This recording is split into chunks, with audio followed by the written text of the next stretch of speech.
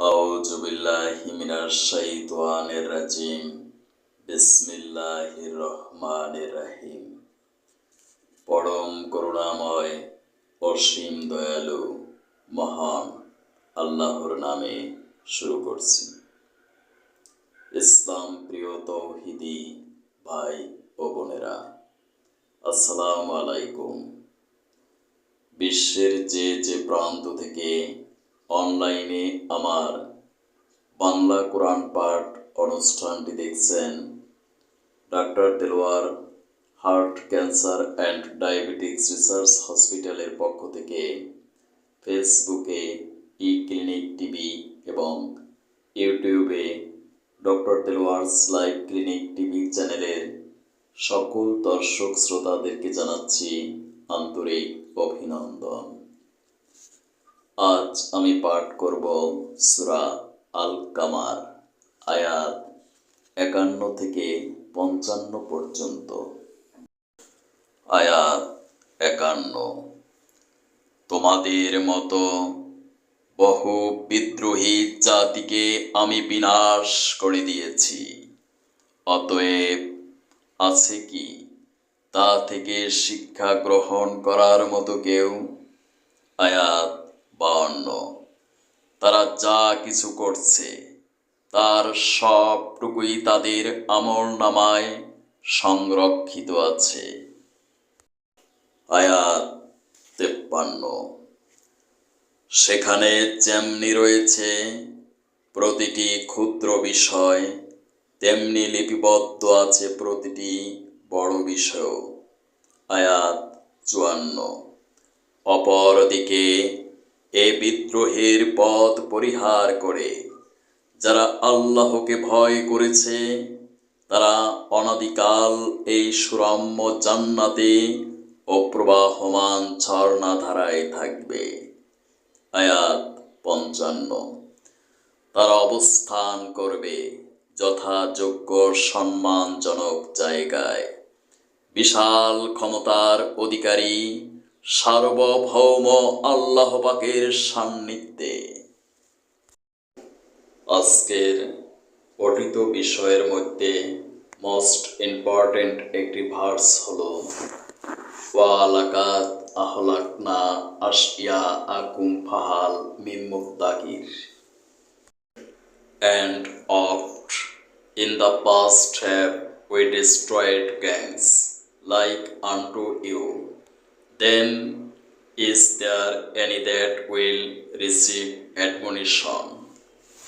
তোমাদের মতো বহু বিদ্রোহী জাতিকে আমি বিনাশ করে দিয়েছি, অতএব আছে কি তা থেকে শিক্ষা গ্রহণ করার মতো কেউ?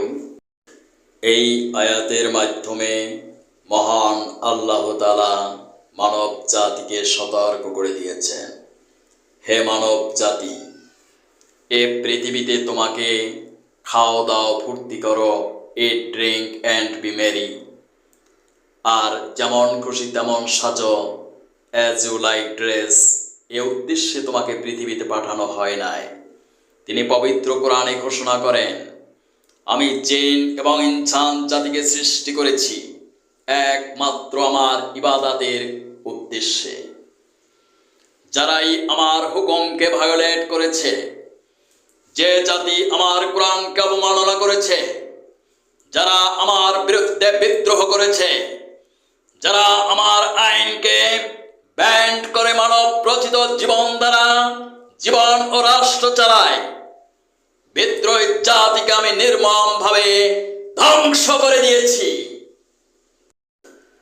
কোথায় প্রাণ, কোথায় নম্র, কোথায় এজে? পৃথিবীতে আজ তারা কেউ বেঁচে নেই, আমিও একদিন বেঁচে থাকবো না, কিন্তু আমার এ বক্তৃতা কিয়ামত পর্যন্ত বেঁচে থাকবে। আজকের দর্শক শ্রোতাদের কাছে আমার অনুরোধ, আমার মৃত্যুর পর আমার জন্য একটু দোয়া করবেন। কোরআন থেকে জানা যায়, মিশরের নীল নদে ফেরাউনের শরীর সমাধি ঘটেছিল। মুসা আলাইহিস সালাম একবার ফেরাউনকে বলেছিল, হে ফেরাউন, তুমি আমার আল্লাহকে বিশ্বাস করো, জবাবে ফিরআউন বলল, কে তোমার আল্লাহ? আমি সর্বময় ক্ষমতার অধিকারী। আমি মৃত ব্যক্তিকে জীবিত করতে পারি, আমি জীবিত ব্যক্তিকে মেরে ফেলতে পারি, আমি আকাশ থেকে বৃষ্টি বর্ষণ করতে পারি। আমার চেয়ে ক্ষমতাবান আর কে আছে? একথা শুনে মুসা ফিক্স হয়ে গেল। ইনস্ট্যান্টলি আল্লাহ তাকে জানিয়ে দিলেন, হে মুসা, তুমি বলো। হে ফিরআউন, তুমি তো সব পারো। তাহলে আজ তুমি দক্ষিণ দিক থেকে সূর্য উদয় ঘটাও আর উত্তর দিকে অস্তগামী করো, তাহলে বুঝে নেব তুমি সব পারো। এইবার ফিরআউন নেগেটিভ রিপ্লাই করলো, সরি। গভীর রাতে ফিরআউন ক্রন্দন করে বলতো, হে আমার রব, আমি জানি তুমি সর্বময় ক্ষমতার অধিকারী, কিন্তু আমার আমিত্বকে বজায় রাখার জন্য আমি জনসাধারণকে কথা বলি। বেয়াদব, বেয়াকুব আর মহাপণ্ডিত, এই তিন শ্রেণীর মানুষ আল্লাহ বিরোধী হয়। সেই ফিরআউনকে আল্লাহ পাকড়াও করে নীল নদে ডুবিয়ে মেরেছিল। এই ইতিহাস আপনাদের জানা।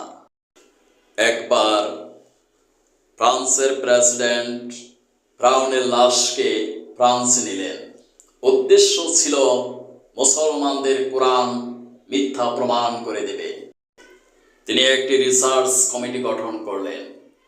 সেই কমিটির প্রধান ছিলেন মরিস বুখাইল। তাকে দায়িত্ব দেওয়া হলো, তুমি প্রমাণ করে দাও এটা ফিরআউনের লাশ নয়। মরিস বুখাইল রিসার্চ করলেন সারা রাত। পরবর্তী দিন সরকারের কাছে প্রতিবেদন রিপোর্ট জমা দিলেন, দিস ইজ ফিরআউন। গভর্নমেন্ট তাকে সুপারিশ করল। জবাবে তিনি বলল, সমুদ্রের স্থলটি লবণাক্ত। ফিরআউনের ডেড বডিতে স্তর বাই স্তর, লেয়ার বাই লেয়ার লবণের স্তর পড়ে আছে। তাই আমি ডেফিনেটলি বললাম, দিস ইজ ফিরআউন। ঘটনাক্রমে মরিস বুখাইল একবার সৌদি আরবে গেলেন। সেখানে তিনি শুনতে পেলেন সূরা ইউনূসের ৯২ নম্বর আয়াত, যার তাফসীর হলো, আমি ফিরআউনের লাশকে পরবর্তী প্রজন্মদের জন্য নিদর্শন হিসেবে সংরক্ষণ করেছি এবং কিয়ামত পর্যন্ত তার সংরক্ষণ রাখব। এই আয়াত শুনে মরিস বুখাইল ইনস্ট্যান্টলি ইসলাম ধর্ম গ্রহণ করলেন।